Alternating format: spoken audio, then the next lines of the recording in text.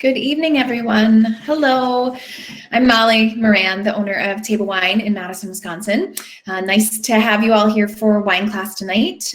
Tonight is Break It Down Apples, which is a component tasting class all about wines that smell and taste like apples. So I'll explain what component tasting means in just a minute. A few housekeeping things. If you haven't already filled out our poll and you are watching this live, please fill out the poll. I'm curious to find out how people are hearing about our classes and how to reach, new folks. So I'm just kind of curious. I saw some names of people that I don't know on the sign up tonight, which was wonderful to see. So thank you and welcome. So I just wanted to know how you found us. So please take a second to fill out the poll.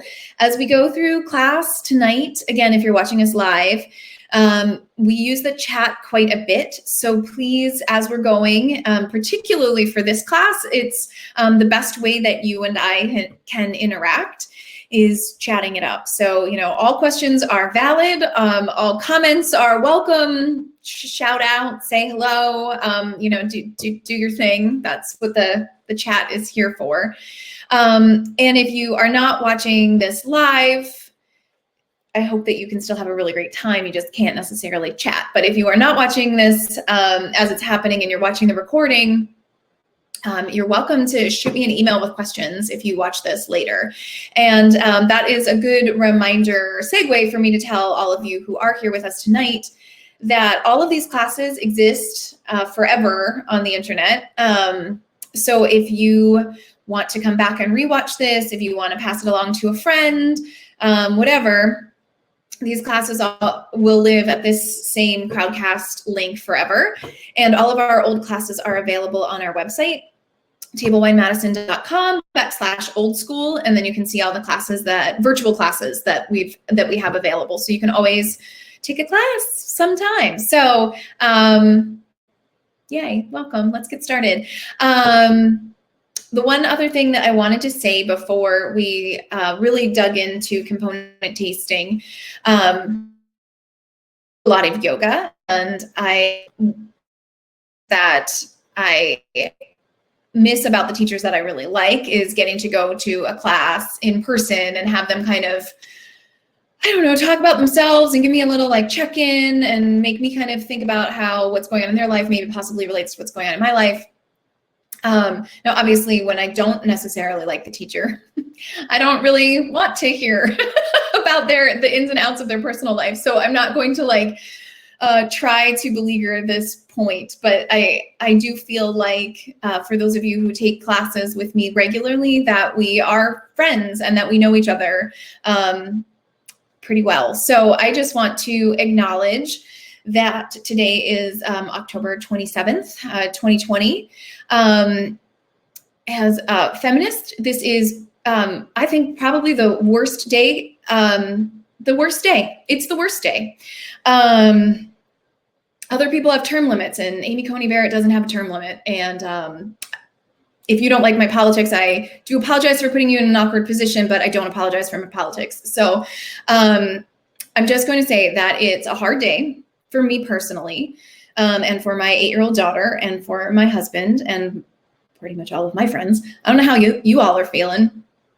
And throughout this pandemic, one of the things that I have been doing, I was doing it beforehand, but definitely through the pandemic, is writing things that I'm grateful for at the end of the night.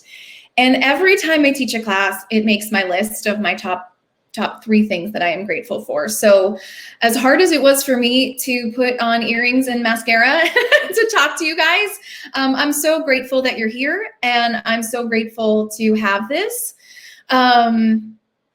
venue to connect with people about something else and something that is going to hopefully bring us joy tonight. So for the next 55 minutes,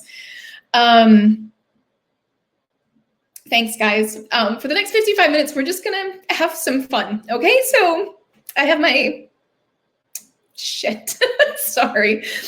I have my RBG necklace on, and we'll just do it, okay? So here we go. And if you're watching this recording and you're like, what the hell is wrong with her?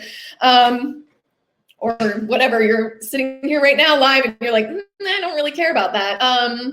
I do, so here we are. Thank you. You guys are amazing. Okay, so let's talk. Awkward segue. Let's talk about what we're doing tonight. Yeah, right? Let's drink. Let's do it. So what we are doing tonight is really super zeroing in on particular flavors and aromas. The idea with component tasting, generally speaking, is that you find wines that have a very strong aroma or flavor, and you find the item of that aroma or flavor. And you taste them and smell them side by side. And it informs your palate, it improves your memory, and we'll talk about that in a little bit more detail. And so you do this to really kind of start to build your wine drinking and wine tasting experience. With this class, I taught a more generalized version where we did a fruit, a vegetable, and mineral earlier this year. Some of you may have joined us for that. It was just a general, called Break It Down. And at that class, we talked about, hey, in the fall, it would be really great to super laser focus in on apples. So that's where we are. That's how we came to be tonight. And I do think that this model of wine tasting experience is something that you can take forward and do with your friends, live or virtually, for the rest of your life if you want to. I think it's quite fun, and you learn a lot, and you get to drink some good wine. But you really can do it with anything. The only thing that you have to make sure is that you have a wine that actually has that flavor or aroma, and that somebody didn't just, I don't know, write that down on a tasting note sometime, and then you get home and it has nothing to do with what they said. But hopefully we can help you with that if the need should arise. So why are we doing this? As I've mentioned, I do think it's fun, but let's talk realistically. It's nerdy fun. It's learning fun. There is alcohol involved. There is delicious wine involved. And so that's generally pretty fun. But it is about tasting wine in a more mindful manner. So by doing what we're going to do, we're going to actually smell the apple, smell the wine, taste the apple, and really congeal all of that together in one sense memory. You are creating new neural pathways for yourself, which is really pretty awesome when you think about it. And it helps you understand what it is that people are talking about when they say something like green apple. Doing this in such a mindful, purposeful manner, it can help you figure out whether you like that thing or not. Very frequently, people have ideas of what pineapple smells like, or what pencil shavings smell like, or what green apple tastes like. And when you then actually do this and you're like, nope, this is green apple, you can be like, ooh, turns out I don't actually like green apple, or I thought I didn't like green apples and I do. For me personally, one of the things that kind of comes up is I don't like green peppers. I don't like green bell peppers at all. And then I'll do a component tasting and I'll smell the pepper and I won't enjoy it. And I'll smell the wine and I totally love the way it smells, even though it's like the exact same scent. But for me, it's like, I love Cab Franc and I love what's coming ahead when in the wine, but boy, oh boy, do not give me a piece of raw green pepper.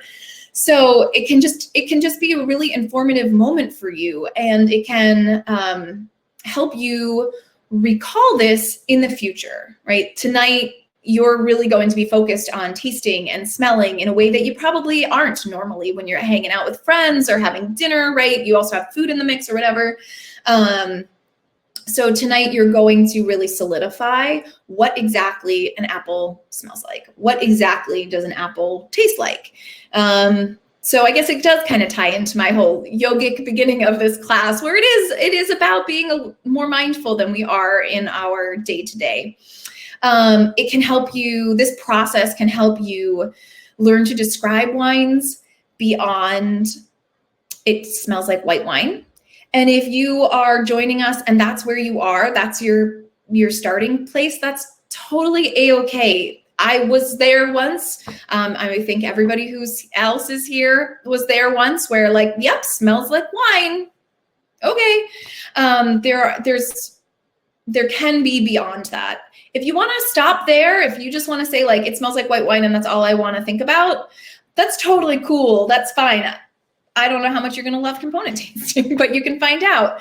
But I don't think you have to take component tasting or any wine tasting too seriously, but here's a moment to be more thoughtful about it and to learn whether you like something or not. So there we go. The other thing I want to mention is, where do these aromas and flavors come from? I think specifically with something like apple, it can be a little misleading because it can feel like, oh, so there's apple in the wine, right? Like that's how a wine would taste like apples. It's made with apples. And the answer is no, that's not where these aromas and flavors come from. They come from compounds in the grapes. In the case of apple, an acid as well, which we'll talk about when we get there. So it's actual physical chemistry happening. And we can talk as we go about particular grapes or even regions that tend to have wines with these flavors and aromas. So if you enjoy them, you can kind of find new ones. The only other thing worth mentioning is that component tasting really only works if you actually have the physical items with you. So I hope that everybody was able to get themselves some sort of pink apple, Honeycrisp, Pink Lady, Lady Alice. There are a whole bevy of apples here in Wisconsin right now if you are joining us in Wisconsin. If you're not in Wisconsin, hopefully you can find a Honeycrisp, I would assume. Hopefully you also have a green apple. I got myself a nice Granny Smith. And there is, I think you know this already in your head, assuming you've had apples before, that there is a significant difference between those two things. But I think that sometimes when we're talking about wine, we'll just say apple. And sometimes that's as close as you can get. Sometimes you're like, I don't know, it has this like generic, I'm in an orchard smell. That's fine. But if you taste something and you're like, nope, I know that. That's so significantly different than a green apple, then why not be more specific, right? It just helps people. And then we're going to do apple skins. So you don't have to have peeled your apple. I think that you'll be able to kind of do both, but I peeled it. So here we go. So hopefully you have the physical items. If you don't have the physical items available to you, honestly, I would say, cool, drink the wines with us, chat a bit, it's all good. But maybe don't drink all the wine tonight and get yourself to a grocery store tomorrow and get these items, right? It's 2 apples. That's all you need is 2 apples. Because the whole point of this is to actually have the physical item. It's not theoretical. Tonight is not theoretical apples. Tonight is actual apples. So hopefully you're ready to go. Yes, ready to go? Okay, let's pour some Prosecco if you haven't already. So with each of these wines, it's really important, please listen to me now, that you smell the item so that you have like a moment where you are thinking about what that apple smells like. You're going to then smell your wine. You're going to see whether or not they mimic each other. And I'm not guaranteeing that it's all aroma and flavor, right? It could be one or the other. You're then going to taste the wine. I would recommend sipping it a few times, not just like one gulp. And then if you want, you can taste the apple to kind of see how it all matches up. What's important is to not start by taking a big old bite of apple. So I hope you listened and you haven't just taken a huge bite of apple. I think we all know if you take a big bite of apple, the next thing that you drink is going to taste like the food you had in your mouth. And so you're going to be like, yeah, totally tastes like apple. Yep. It's kind of weird how much it tastes like apple. It's going to kind of defeat the purpose. So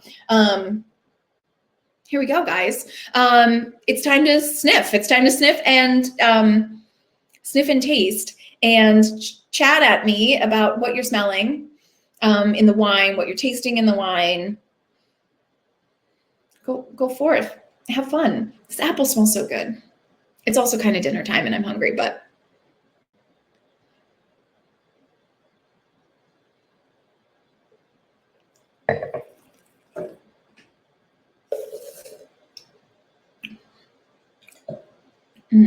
I'm going to look at the poll while you guys are drinking and tasting. Cool. Okay. Looks like most of you are finding out about classes from our email list, which is cool, but also a little word of mouth, which is also cool.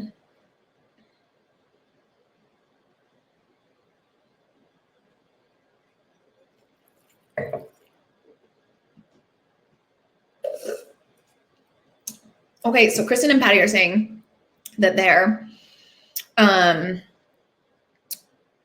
getting the apple in both the aroma and taste. And I would agree in that assessment. Katie's saying her apple doesn't smell like much. Apple doesn't smell like much. Well, then maybe it's time to taste. Right? I mean, if your apple is not very aromatic, I would then say smell the wine, taste the wine, and then have a little bite of apple and see if you get there more. The main, pardon me. And same store-bought apple versus farmer's market. I broke mine and rubbed the two broken parts together. Oh, to make it smell more. That's super smart, right? You could definitely do a little bit of, I don't know, getting the juices going a little bit, right? I feel like that helps as well. I don't know.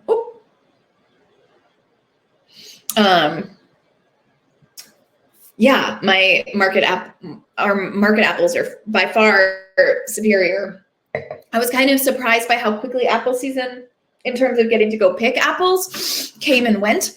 You know, like it was like here and gone, and my family ate through all the apples we went and picked. We thought we'd have them for, you know, oh, we'll have these all winter during the pandemic, and they're already gone. So the main grape in Prosecco is a grape called Galera. I will put that in the chat for you.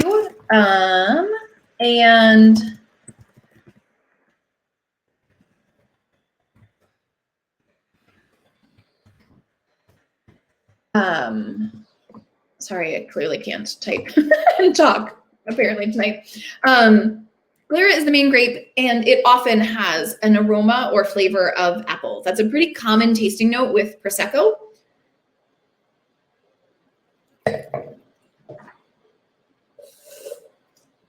If you're not familiar with Prosecco, it is the sparkling wine from the Veneto region in Italy. There are other sparkling wines that come from Italy, but I would say Prosecco is by far the most common. So if you enjoy this, I would say that you can kind of explore Proseccos a bit more. Proseccos tend to have a little bit more sweetness to them than, say, a cava or champagne or something of that sort. So they can veer into almost like sweet apples. So if that sounds appealing, cool, go for it. But if that's a little like, I don't love sweet things, maybe tread lightly with that. But I think a wine like this is like so fruity without being sweet, overly sweet, cloying in any way. Is anyone having a hard time picking up on apple with this wine? Is it like, no, I don't get it at all?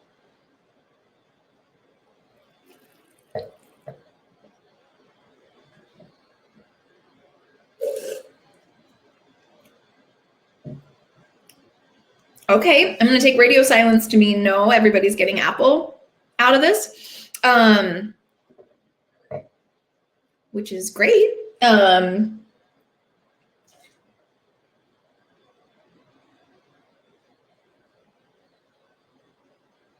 Matt says there's something in the wine that he'd say was apple, but he doesn't think the actual apples taste that way.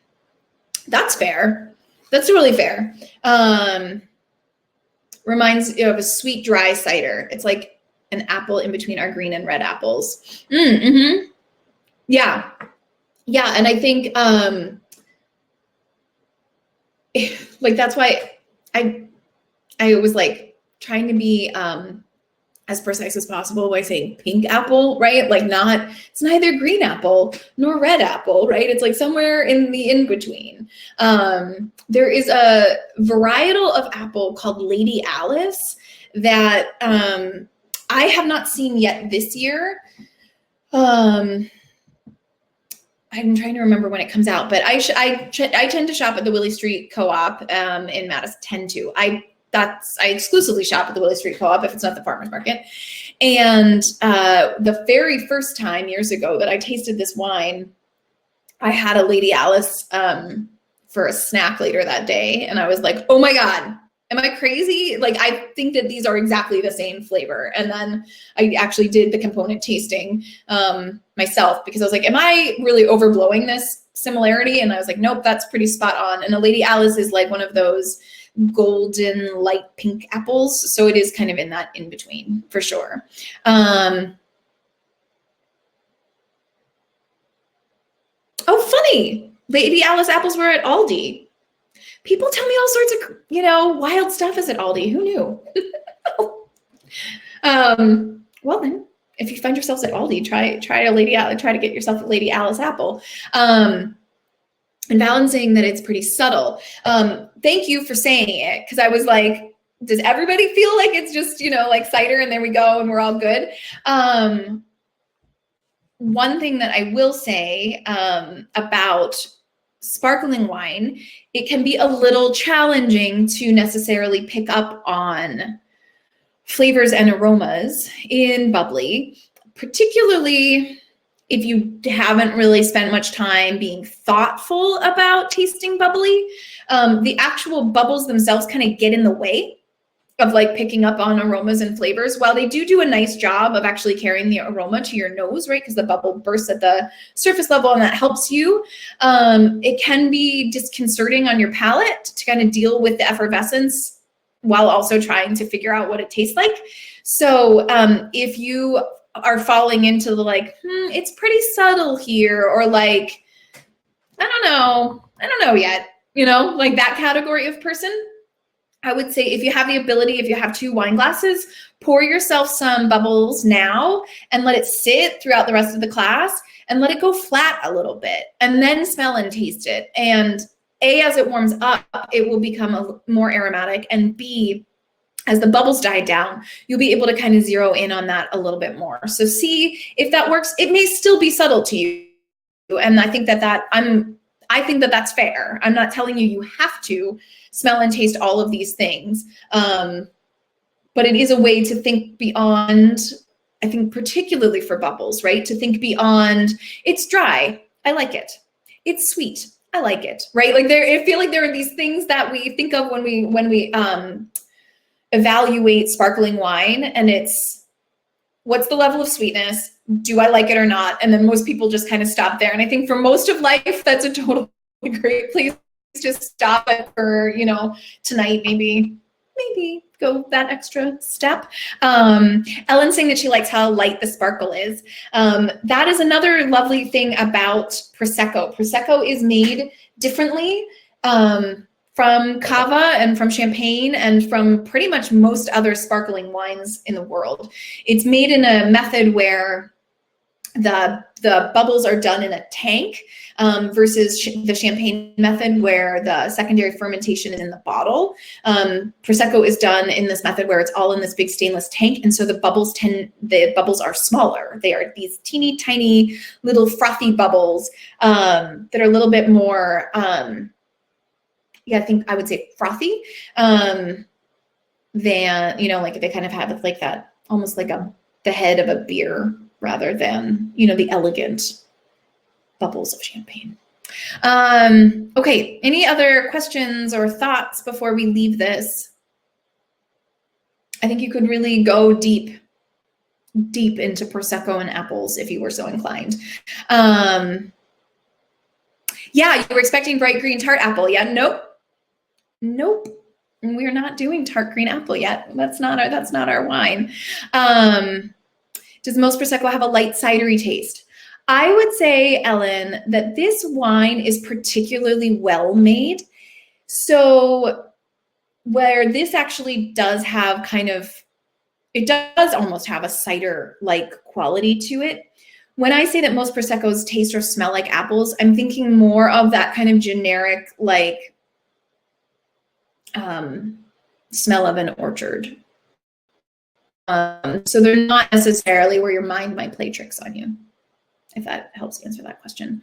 One other thing that I will mention, because I know that we will have time, component tasting it's a lot of chatter.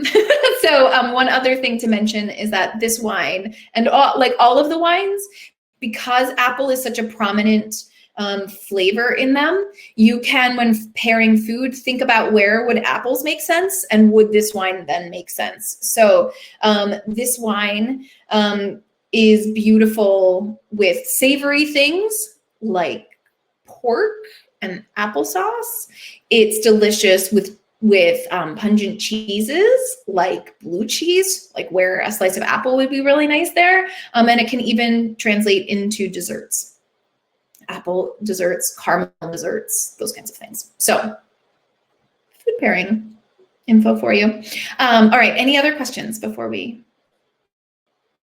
go? Prosecco, apple, cheese, popcorn, great dinner. That sounds delicious. Sounds like you're winning. As much as any of us are winning right now. Okay.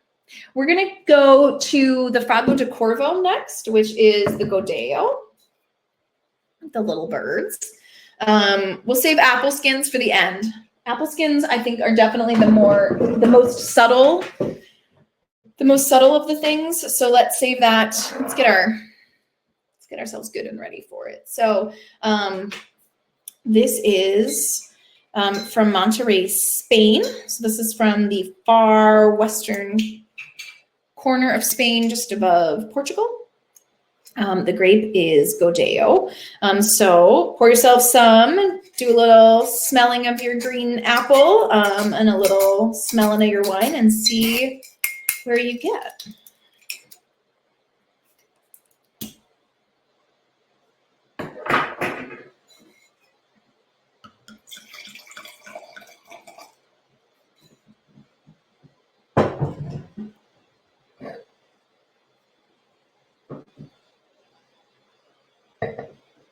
Oh man, my mom made my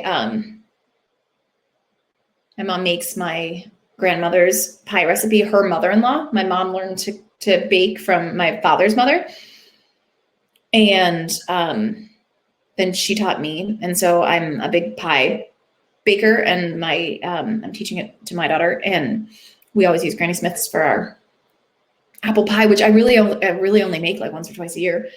Apple. And so smelling this, I just had this like instant mom memory, which is very nice.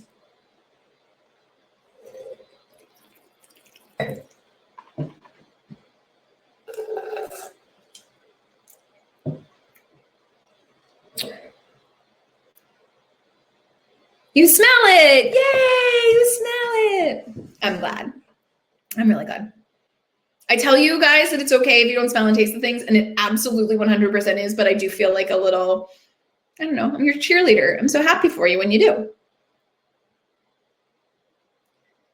You don't taste it. Okay, you smell it, but you don't taste it. That's fair. The wine is strange. Okay.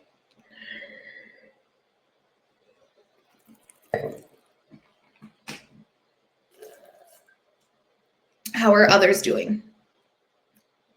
Apple notes are a lot more obvious in this one. Awesome. Yeah, it might be so bright compared to the pink apple. I don't not like it, but it seems kind of flat. Okay. I agree with you, Fallon. I hope I am pronouncing your name correctly. It just occurred to me. Let me know. Yeah, I am? Okay, good.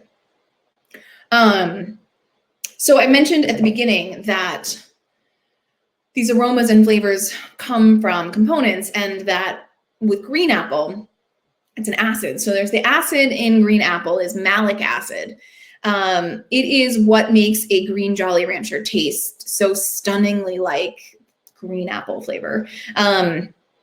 It's why when you have, it's why we can have green apple candy, because they, you know, figured out what acid it is. And so they just pump the candies full of those things. And it is why it's such a distinct thing, I think, for a lot of us. And that it feels more obvious, to use Fallon's word. Like, it's so like, yep, I know green apple. Like, I know that smell and I know that taste. So malic acid is your friend here.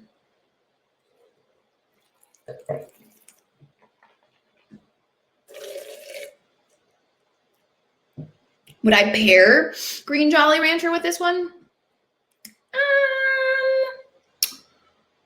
I think you could, if you were so inclined. You know, I tend to like a contrasting pairing, not always, but I tend to like the interplay of things. So I might use this with something else. Speaking from personal experience, they serve this wine with like all things in Spain, ham, you know, jamon, not like our big American Easter ham kind of thing, but you know, like cured, beautiful ham. And it's so good. And Katie, you were talking about the wine feeling kind of flat, which I don't want to take you up on it too, or, you know, like I don't want to have a beef about it, but I do think the wine is round. Like, I think that would be the word I would use, is that it does have a fuller mouthfeel than I think one is expecting, particularly when you're like, yeah, green apple. Okay, this is going to be super zippy. And then you're like, whoa, this wine is not like a little laser, all right? It's not like a little acid laser to the back of my throat like I was expecting it to be. Linda's saying that she tastes more of the pink apple kind of flavor than the tart or green apple in this one. Or I'm sorry, Lindsay is. Fair, I guess. I can't tell you what you're smelling and tasting. If that's what you're smelling and tasting, then that's what you're smelling and tasting. And I think that is totally legit. I would say you can go, if you haven't already, like actually try them side by side. Try a pink apple with this, try green apple with this, and see if you're still coming back to that. And if you're still coming back to that, that's fair. Like, that's a totally fine thing. Oh, Beth, you were saying watermelon Jolly Rancher for the Prosecco. Interesting. I think it's more green, if you're going to go green. Yeah, floral for sure. And then you're getting some green apple. I like it. It's not exactly like apple blossom, but it does kind of have an apple blossom-y thing to me.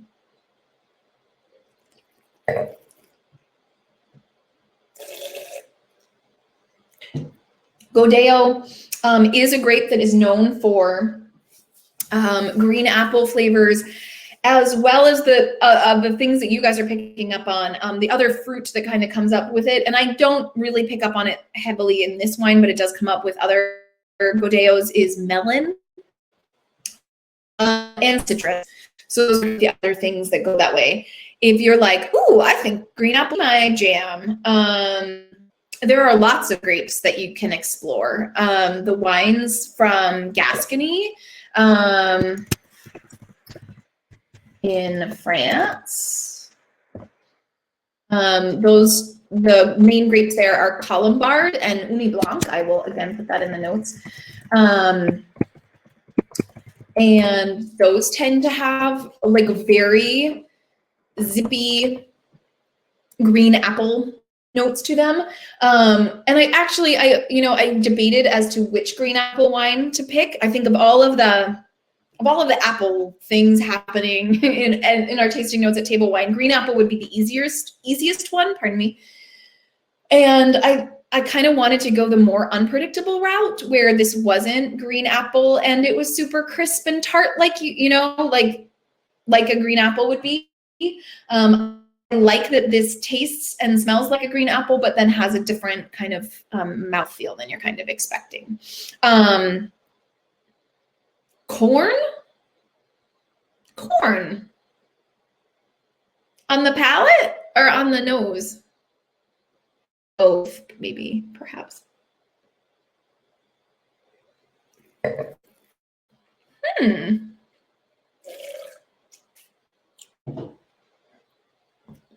Well, that's curious. I can't say that I get that. You're not wrong. Let's be clear. That's what you smell. You're not wrong. It's totally fair game. Totally fair. You're allowed. I allow it. Just because I don't smell it doesn't taste it.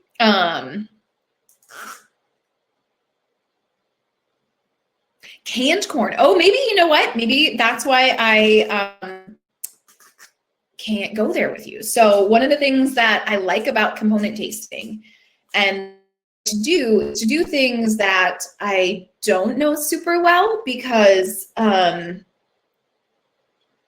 it helps expose you to more and more things. I mean, that's really how you become great at tasting wine, is being great at tasting things out in the world and paying attention to what they taste like. And you can't smell or taste something that you've never actually had before. So in this instance, I have also not had canned corn before, so I can't say whether or not it smells like it. So maybe I'll have to get myself a can of corn and try it sometime, because that sounds kind of fun. Oh shoot. Oh, I know what I was going to tell you. I did a private tasting for a couple. This was a long time ago at this point, and we were talking about just like basic wine tasting. Like it was like a wine tasting 101 for this lovely couple. And I said, the idea when you're tasting wine is that in theory you would pick up on one fruit. And even if you can't get to like a specific fruit, maybe you can get to the idea like citrus versus black fruit, right? And you can just totally like be happy getting there. And one of the women in the couple said, like, but I don't know what any fruits taste like. And I said, what are you talking about? And she proceeded to tell me that she doesn't eat fruit and really never has. And so she was like, I don't understand what people are talking about when they talk about all of these things. Like, I don't know what those things taste like. It was eye-opening. It was eye-opening for sure to be like, oh, okay. So you don't know what a raspberry tastes like. It's neither here nor there. It's just like an interesting moment for me. Fallon was saying that he thought that the aroma is stronger, but then actually surprised at how little it tasted. Yeah. And that the wine does, or the way that it smells, it is super aromatic, right? And I do think that you kind of go into smelling a wine like that and thinking it's going to be crisp, and then it's not. And that's why I like it, because I like that it's something different. I like that it's round and full bodied without being Chardonnay. So, whatever.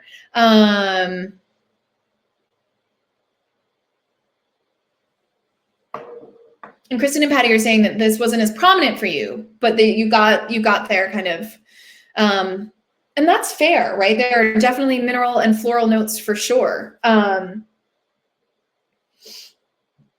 It's fair. I think that and then there's another note that says that Amelia says that she has a hard time remembering what a smell is.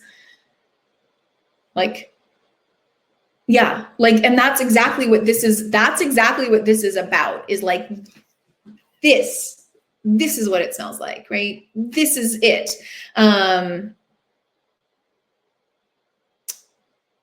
It's so interesting. You can do it with citrus, and I think citrus is so great because I think so many people are like, I know what a lemon tastes like.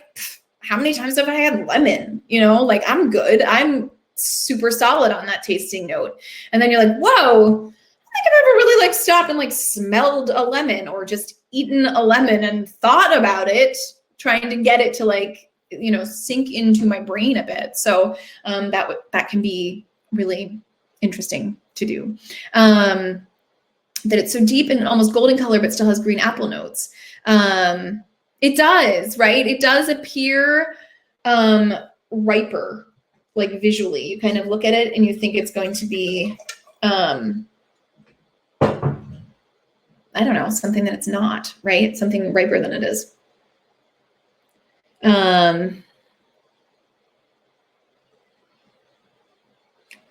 And the question is it because the flavor of the Prosecco was so strong and sharp that this one isn't quite as easy to identify? That might be a personal thing. You know, I think Fallon was saying actually the opposite, that this feels more obvious than the Prosecco.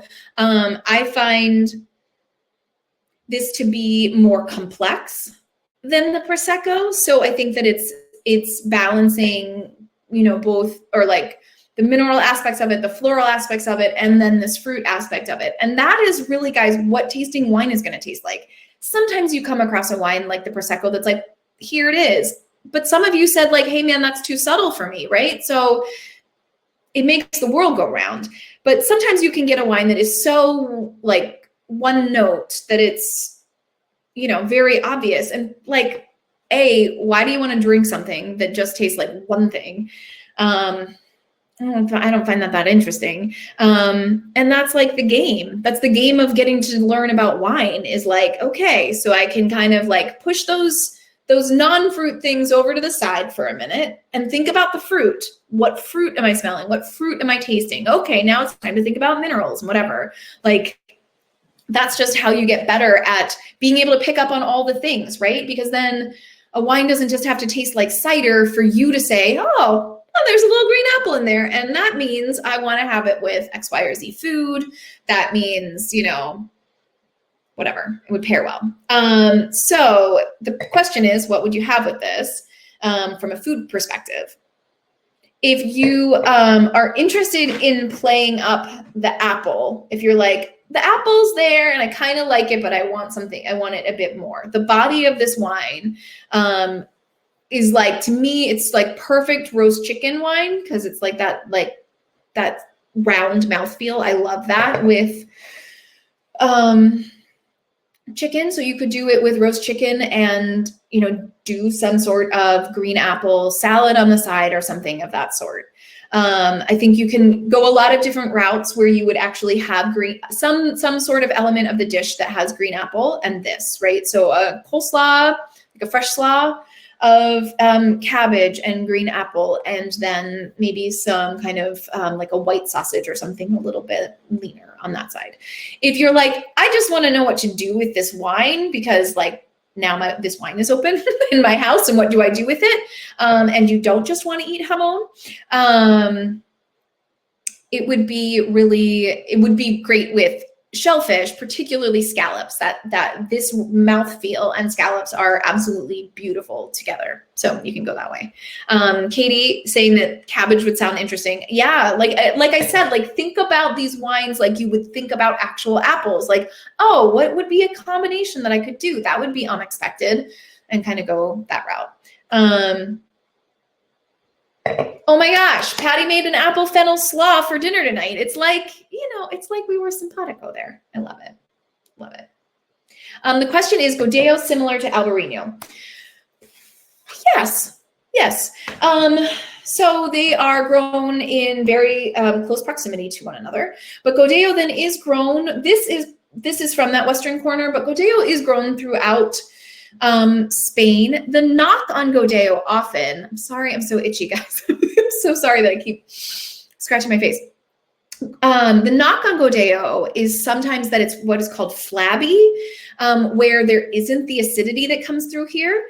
And so Katie was saying flat, and that is why I was a little like, no, this isn't flat, because there are cheap bad Godeos that just kind of like lay on your palate and they don't really do anything. So like Albarino, there's Albarino and there's boring Albarino, and there's good Godeo and bad Godeo. Yeah, and I think if you like green apple and you wanted to stay in Spain, Albarino would be another grape that you could explore. I mentioned the Cote de Gascogne grapes, but Albarino is totally fair game as well. So you can go that route.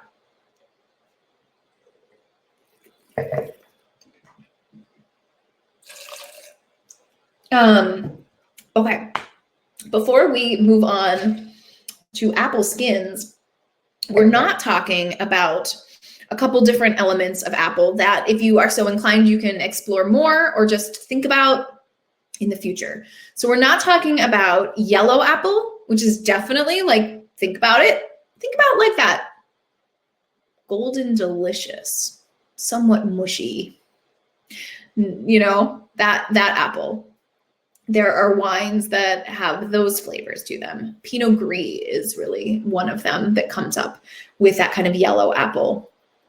We're not talking about baked apple, which is definitely a thing. And I would maybe recommend that you do kind of explore that on your own, because it can really help you figure out if you like that as a flavor. So if you think about the difference between our pink apple that didn't have much tartness and our green apple that did have a lot of tartness, let's talk about baked apples, right? That are so much sweeter, and have a whole different kind of flavor profile.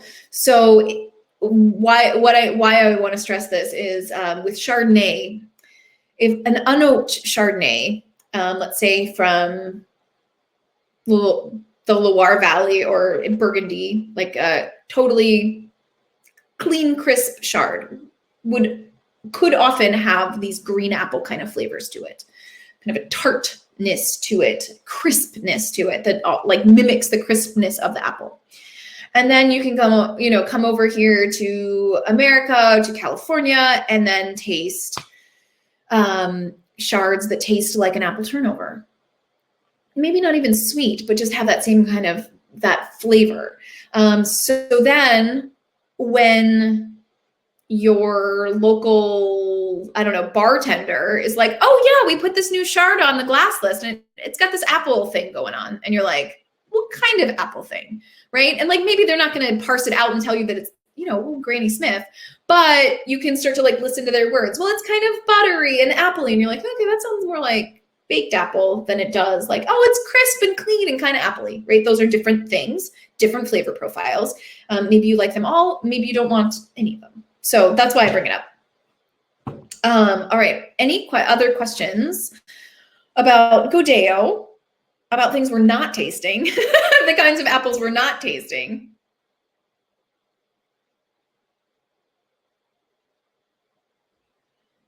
Okay, we're gonna do Gruner Veltliner now. This is from Kamptal, Austria. It's not purposefully like a little old world tour with these three wines. It just happened to be that way. It could have very, very, very easily included some baked apple goodness. I just didn't. That's all. This is subtle. I'm not gonna lie, guys. It's subtle. I wanted to include it to make us all have to do a little bit of work. I think the first two wines, we have kind of like competing answers as to which one was the easier one to discern. But I do think that at least one of the first two is decently obvious as to how it smells or tastes like apple. This is a little harder, but I think that if you get there tonight, cool. If you don't get there tonight, I'm okay with it. I just kind of wanted to push it a little bit.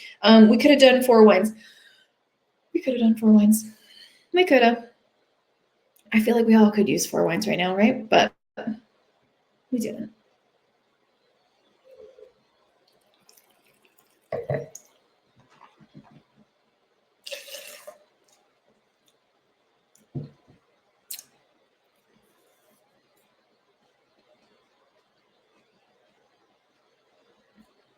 If you didn't peel your apple, maybe try to like bite it.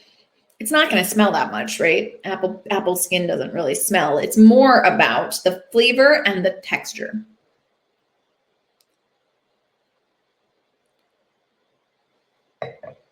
So I'm just going to read everybody's chat. So smelling this one, I'm taken back to grade school when I had the duty of cleaning the chalkboard. I don't think I've ever smelled this on a wine before. Oh, wow. I'm there. I'm there with you. The chalk dust.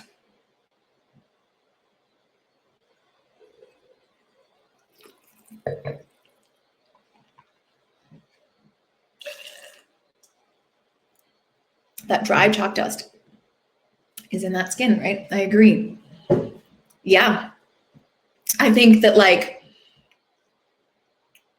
oh, this smells like a green Jolly Rancher to you. Awesome. That's great. It's great if it's obvious. That's awesome. Yeah. And I happened to peel my pink apple and not my green apple, but now I'm kind of curious if it's a little more like that.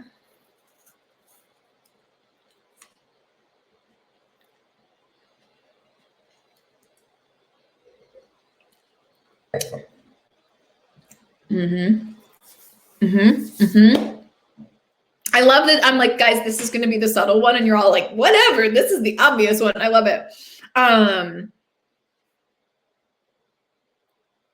it smells or tastes more than it smells like apple skin to you. I completely agree. I absolutely agree. I'm sorry, Katie, is what a strong acidic taste? I'm just not sure what that is there. The texture equals apple skin. The wine on the front of your tongue. Oh,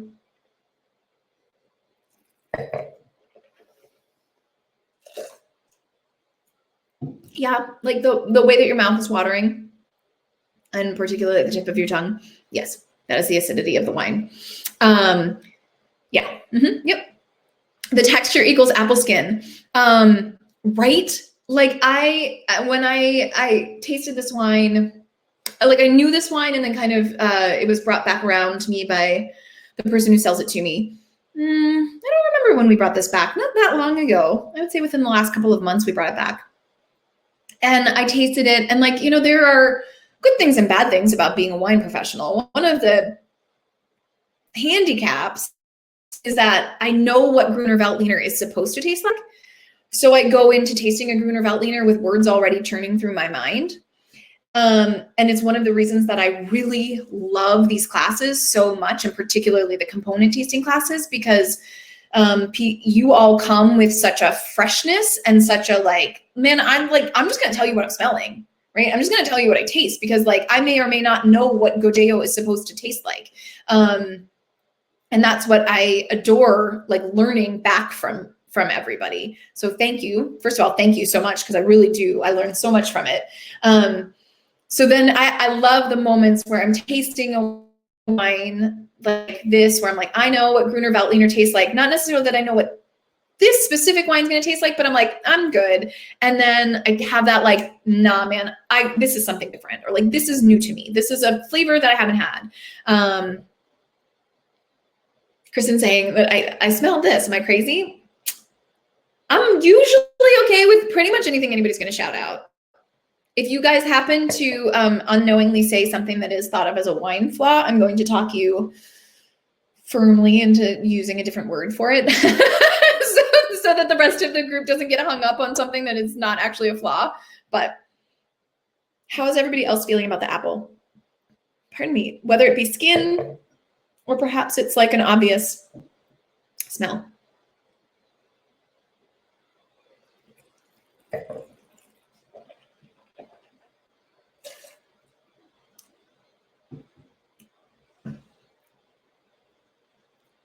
Oh, I was going to say that I do think it would be really interesting. So we've talked about other ways that you can take this forward and do this. And I do think one thing that would be very informative and really interesting would be to do one wine and multiple items. And in this case, right, to have chalk around and do chalk and then apple skins, right? Or, to do, going back to our Godeo friend, to do flowers, to do some sort of stone, and then also to do apple, and to kind of see what is the more prominent thing? What's the thing that you grasp onto most easily? For a lot of people, it's fruit. But for others, it's fruit's the hard one. And hey, man, minerals jump out at me. I know, chalk dust. I mean, I think that was a really beautiful analogy. Yeah, I think for a lot of us, depending on how old you are, a lot of us have a memory of chalkboards and are yes, I know what that smells like, right? Sometimes I'll say pencil shavings and people kind of roll their eyes okay, that's just highfalutin wine talk. And I'm oh, come on, we've all sharpened a pencil. And then I look, at everybody with their mechanical pencils or pens. And I'm oh, maybe you haven't. Tingles your tongue, high acid for sure. Sour. So Matt, I would say the word sour here is high acid. So sour, unlike with beer, and I don't know that you're a beer drinker, I'm just saying this. Unlike with beer, we avoid the word sour because it can actually be used to talk about when a wine is bad, is flawed. So for us, when we say sour in wine, when we say sour, we try to avoid it if what we're trying to talk about is like an acidity level, a tartness, citrus flavors, those kinds of things. Because, you know, like sour wine is vinegar to us, if that makes. This was more than what you expected from a wine with apple notes, very crisp and bright, hits on the front of your tongue. Yeah, and I think that like this wine, similar to the Godeo, there is complexity here, right? There's not just like a one note wine, so, or one note to this wine. So, you know, there is a lot to kind of think about in this wine, which again is what I think I like about it. And no, Kristen and Patty, I don't know which one of you said that. I am definitely not calling you old. I know for a fact I'm older than you. And you're not old. Not at all. There's some vegetable notes, maybe raw green bean. Yeah, for sure. I think of pulling sugar snap peas off the vine, that kind of pea vine thing.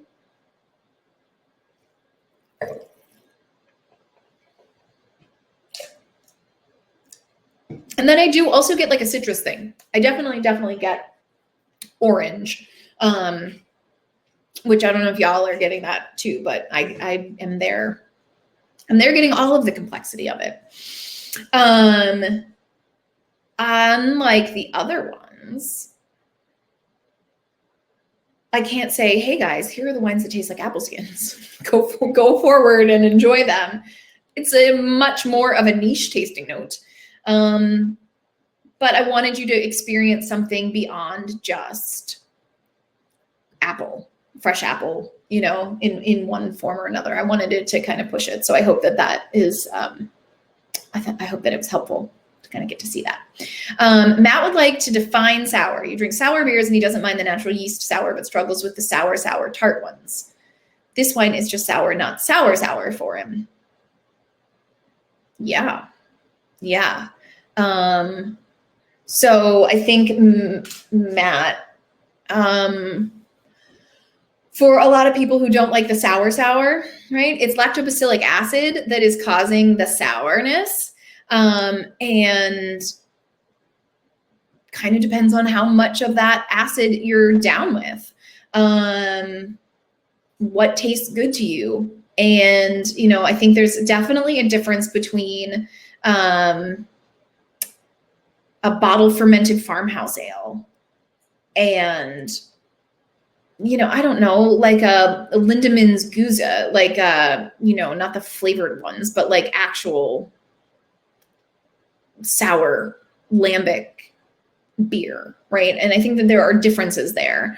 And the same is true in wine, right? It's just a level of acidity that you have to learn what level of acidity you like. And also the level of acidity what you're up for, what you're game for can vary depending on whether you're sitting and just drinking it, or if you're also having also having food. One can tolerate a lot more acidity if you're eating than if you're not. It just goes, you know, your mouth waters and you want food. I'm glad that I'm making sense. Thank you for the validation. And I like the green beans is making sense to people too. So guys, it's now 7:00, which means we are at time. I'm wondering if there are any other lingering questions out there about any of the three wines, about apples, where to go from here. I feel like component tasting is always a fun night. So we will probably do one. Oh my gosh, I'm about to say this out loud, in 2021, which feels like a lifetime away. Yeah, so we'll do some sort of wintertime component tasting. I don't know what it is, but I hope that you guys can join us for that. You're having roast chicken next. Which of these should you keep out? Katie wants you guys to vote on what she keeps to have with her roast chicken. So feel free to vote for that. Or did you mean please vote in the presidential election? Either way, vote in the presidential election, guys. Yeah, no, on the election. It just that finally occurred to me. Yeah, vote, guys. Katie, which of you should you keep out with the roast chicken? I do think the Godeo, but I feel like what I was picking up on what you were putting down was that it was your least favorite of the bunch. So I don't think any of the 3 wines would be bad. I think that you can have any of them with roast chicken, and I think that you would be happy. So at this point in your night, I would say maybe today's been a hard day and maybe just drink the one that was your favorite and you'll probably be happy with it. This is my last wine class before November 3rd. So here's what I'm going to tell you.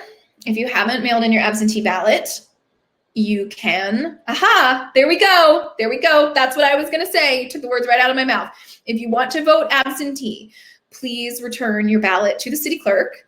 You can also vote quote unquote absentee in person through Friday here in Madison. The lines are quite long, but you can go do it. I will be voting in person on Tuesday, November 3rd. I don't care how long the line is. I want that satisfaction. So I will see you guys on the flip side. We have a Grenache class a week from Saturday. So Saturday, November 7th, I want to say. So feel free to join in that fun. I purposefully scheduled it a number of days after the election to give myself time to recover and hopefully teach. I'm hoping that I won't be crying on the 7th. But guys, if I'm crying on the 7th, we're just going to drink some Grenache and have some fun. And Ellen, I'm so glad that you love the Prosecco, and I'm glad that you're in love with it. So there is joy in the world. Drink up, y'all. Love you all. Have a good night. See you.